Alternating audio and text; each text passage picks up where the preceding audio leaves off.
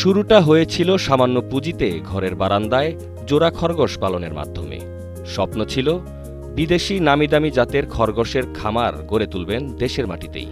দীর্ঘ চেষ্টায় সেই স্বপ্নকেই বাস্তবে রূপ দিয়েছেন প্রকৌশলী শরীফুল ইসলাম খান। প্রথমে ব্যতিক্রমী এই উদ্যোগ সহজে মেনে নিতে পারেননি কাছের বন্ধুরাও। তবে পরিবারের সমর্থন, নিজের অদম্য ইচ্ছাশক্তি আর সঠিক পরিচর্যায় আজ তিনি শতাধিক খরগোশের খামার তৈরি করে হয়ে উঠেছেন একজন সফল খামারি।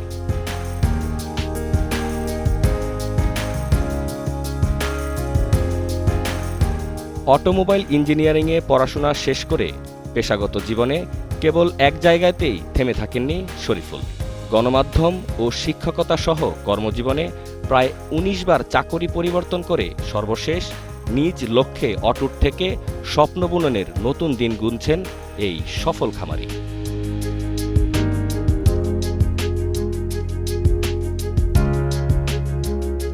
বর্তমানে কেরানীগঞ্জের বাংলানগরে ভাড়া বাসায় গড়ে তোলা তার খামারে পালন করছেন ১০ প্রজাতির প্রায় শতাধিক খরগোশ, যার বাজার মূল্য প্রায় ২০ লাখ টাকা। আমি যখন শুরু করছিলাম আমার ৬টা মিলে প্রায় ১৬,০০০-এর মতো, ১২ থেকে ১৬,০০০-এর মতো গেছিল। কারণ খাঁচার কিছু কিছু ছিল, কিছু খাঁচা পুরাতন ছিল।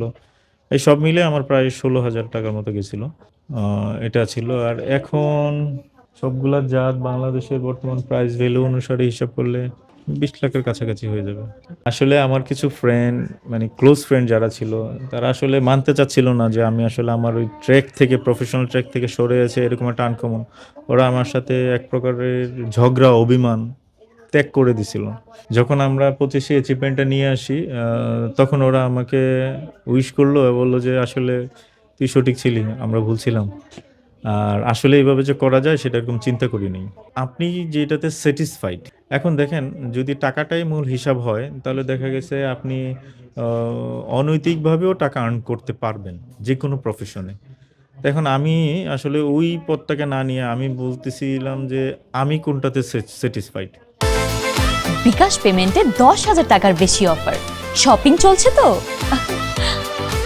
আমি তো এখানে ভাড়ায় এখানে আছি, এই জোনটা এখানে আমি ভাড়া রেন্ট নিয়ে পরে এই শেড করছি, এখানে আমি এটা করতেছি। আশেপাশে যারা আছে, হ্যাঁ, তাদের যে মেহমান যারা আছে তারা কিন্তু আসে, হ্যাঁ, দেখতে আসে। দেখতে এসে তারা রীতিমতো অবাক হয় যে আসলে খরগোশ আমরা জানতাম একরকম, কিন্তু এখন তো দেখি যে খরগোশ এটা আরো ভিন্ন রকম। তাদের যে এক্সপ্রেশন, বাচ্চারা এসে যে এক্সপ্রেশনটা, তাদের যে আনন্দটা, এটা দেখার পর আসলে কোনো ভাষা থাকে না। শরীফুল ইসলামের সফলতার গল্পে এক বিশাল অঙ্ক জুড়ে আছেন তার স্ত্রী ও সন্তানেরা। পরিবারের সকলের সমর্থন আর নিরলস পরিশ্রমেই আজ তিনি পৌঁছে গিয়েছেন সফলতার স্থানে। আসলে আমরা ফার্স্ট থেকেই যখন ওকে দেখলাম অনেক সময় ধরে এই রেবিটের পিছনে লেগে আছে। তো তারপর আমি বুঝতে পারলাম যে যদি আমি সাপোর্ট দেই সে অবশ্যই এটাতে আগাইতে পারবে ইনশাআল্লাহ। পরে আমরা পারিবারিকভাবেই ডিসিশন নিলাম এবং ফার্স্টে আমরা শুধু ৩ জোড়া খরগোশ নিয়ে শুরু করছিলাম। আলহামদুলিল্লাহ এখন আমাদের অনেক বড় খামার। আমরা শুধু এই পারিবারিক সাপোর্টের কারণে আমি বিশ্বাস করি যে আমার হাজব্যান্ড আগাইতে পারতেছে।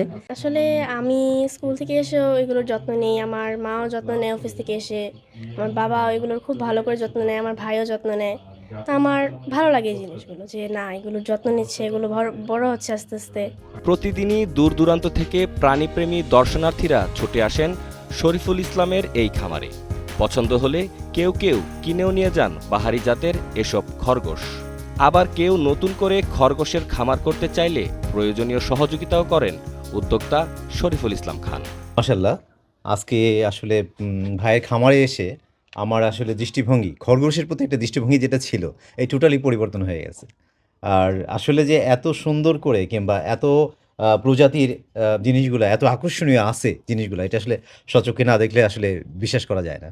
রেবিটের খামার করতে গেলে আমেরিকান রেবিট ব্রিডার অ্যাসোসিয়েশন এবং জার্মান রেবিট ব্রিডার অ্যাসোসিয়েশন অনুসারে রেবিট ফার্মিংয়ের যে লগুলা, যে ট্রেনিংগুলা, আমি এই ট্রেনিংগুলো প্রোভাইড করতে পারবো এবং আমি প্রোভাইড করিও। আমার এখানে আমি ৩ দিনের একটা সেশন করি। কেউ যদি করতে চায়, আমি তাকে ৩ দিন এখানে ট্রেন আপ করি। আমার খরগোশ দিয়েই সে ট্রেন আপ করবে, শিখবে কীভাবে আমরা খাবার দিচ্ছি, কীভাবে আমরা ইনজেকশন দিচ্ছি অসুস্থ হলে, তারপরে কিভাবে আমরা বাচ্চাদেরকে ফিডিং করাচ্ছি, এই সবগুলা বিষয় ওরা মেনটেন করবে। অদম্য ইচ্ছাশক্তি আর পরিশ্রমের মাধ্যমে নিজ স্বপ্নে অটুট থাকাই যেন শরীফুল ইসলামের সফলতার পথকে করেছে ত্বরান্বিত। কেরানীগঞ্জ থেকে রিফাত আহমেদের পাঠানো তথ্য ও ভিডিওচিত্রে ডেস্ক রিপোর্ট, কালের কণ্ঠ।